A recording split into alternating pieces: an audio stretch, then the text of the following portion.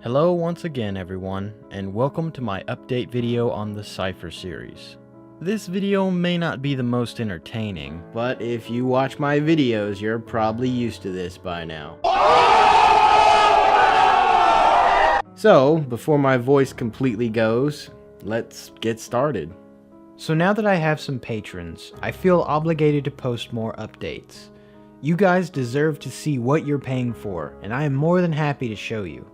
So in this video, I will cover the Cipher series in 3 sections: writing, special effects, and budget, or a breakdown of how your money is being spent. I'm going to be completely honest with you here, so bear with me and I will share with you the situation as it currently stands. To start, let me briefly cover the writing, because even if everything else has improved, what good is it if the writing is awful? Which, let's be honest, it was. You are sick. No, I'm a scientist. As many people have pointed out, it's boring. And trust me, I'm aware. In terms of the movie, I'm both proud and ashamed of it. But ultimately, I learned a lot. Some things worked, and some didn't.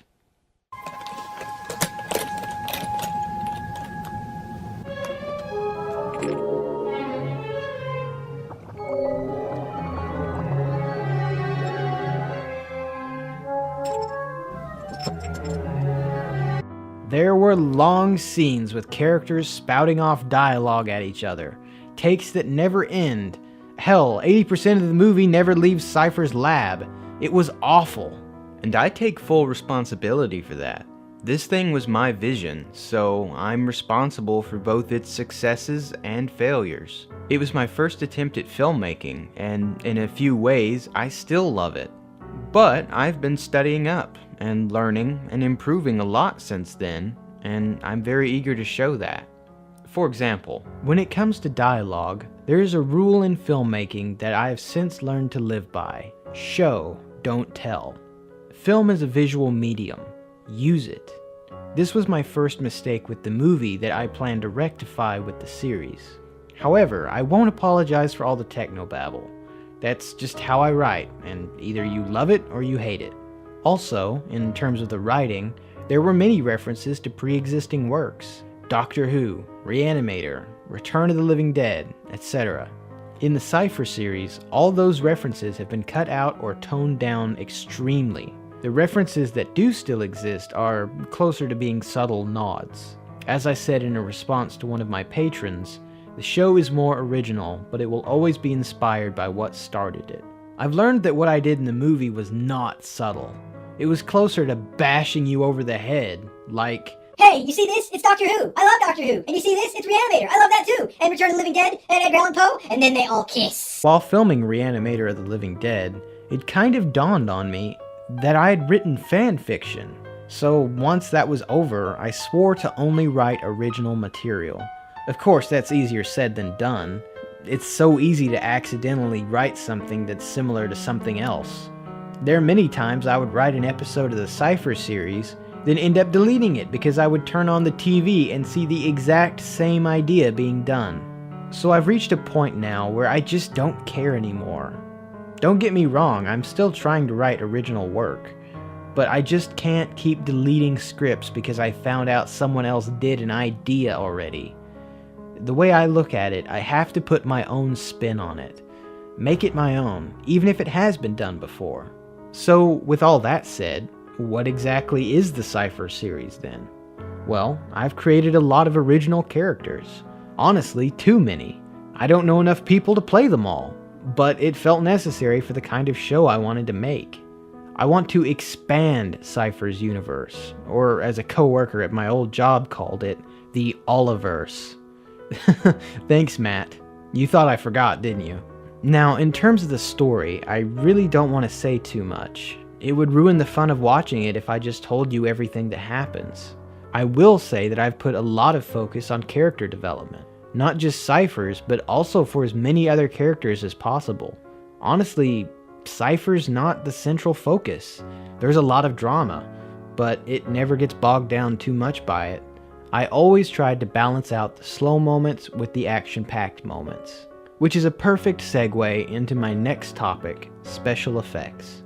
Again, looking at the movie, the special effects were barely acceptable.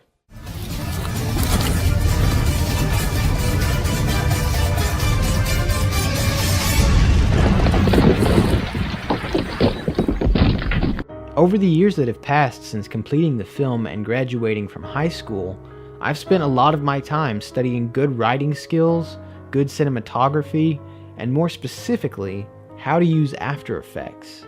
Now, let me make one thing very clear.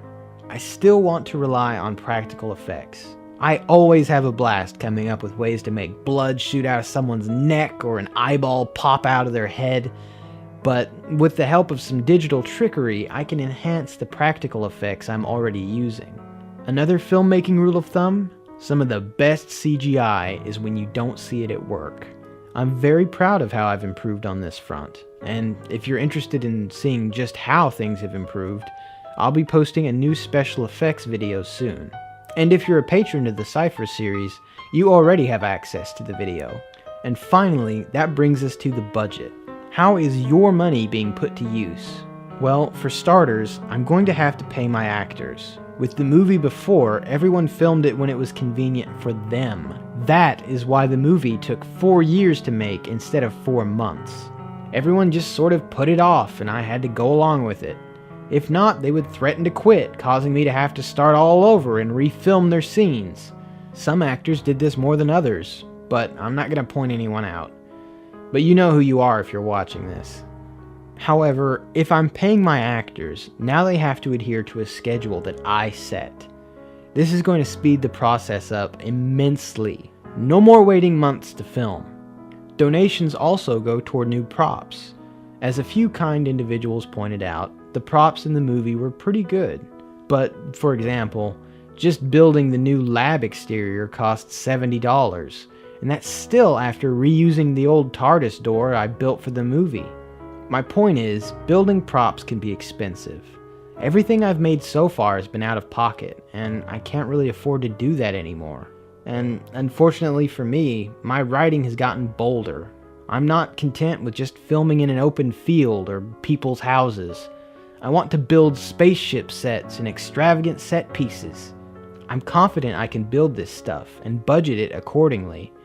I just can't afford it. But that's what this all comes down to.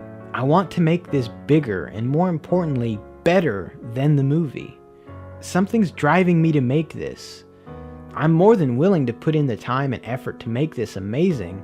It's just, right now I'm struggling with 2 major issues that are keeping me from moving forward. No money and no actors. The money issue is getting better, thanks to the help of my amazing supporters, who I can't thank enough. The actors, however, well, see, I would love to use the same group I made the film with, but most of my friends have moved away. One is in college, one got married, another is getting married, one is a successful car salesman, one moved back to her hometown, and basically, I'm just sort of on my own now. I'm hoping that by offering to pay people to act, it will make a difference. We'll just have to wait and see. So, that's it really. I hope this has cleared up any questions or thoughts you may have had. But if you have any more, please leave me some comments and I will get back to you. Again, thank you to my patrons and to those of you who have shown your support. And as always, thanks for watching.